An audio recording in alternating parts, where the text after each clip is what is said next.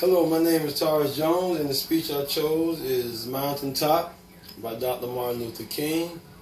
I chose this speech because it shows his ambition to deal with the suffering African Americans were facing during the Civil Rights Movement. If I had sneezed, I wouldn't have been around here in 1961 when we decided to take a ride for freedom and ended the segregation in interstate travel. If I had sneezed, I wouldn't have been around here in 1962 when Negroes in Albany, Georgia decided to straighten their backs up. And when men and women straighten their backs up, they're going somewhere. Because a man can't ride your back unless it's bent. If I had sneezed, I wouldn't have been here in 1963 when the black people of Birmingham, Alabama arose the conscience of the nation and brought into the being of the Civil Rights Bill.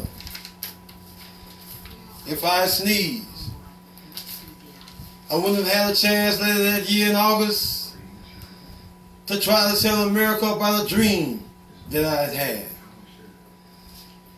If I had sneezed, I wouldn't have been down there in Selma, Alabama to see the great movement there. If I had sneezed, I wouldn't have been in Memphis to see a community rally around those brothers and sisters who were suffering. I'm so happy that I didn't sneeze. And they were telling me, now it doesn't matter now. It really doesn't matter what happens now. I left Atlanta this morning. As we got started on the plane, there were 6 of us. And the pilot came over the public address system and said, "We're sorry for the delay, but we have Dr. Martin Luther King on the plane. And to be sure that all the bags were checked and be sure that there was nothing wrong with the plane. We had everything checked out carefully. And we had the plane protected and guarded all night. And then I got into Memphis. And some began to say or talk about the threats that were out.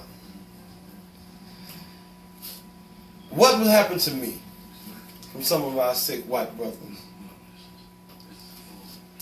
Well, I don't know what will happen now. We've got some difficult days ahead.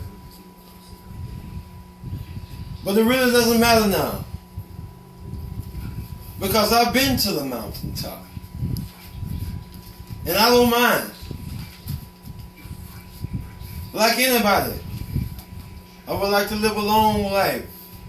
Longevity has its place. But I'm not concerned about that now. I just want to do God's will. And He's allowed me to go up to the mountain. And I've looked over.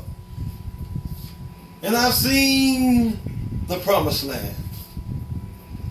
I may not get there with you. But I want you to know tonight that we, as a people, will get to the promised land. So I'm so happy tonight. I'm not worried about anything. I'm not fearing any man. My eyes have seen the glory of the coming of the Lord.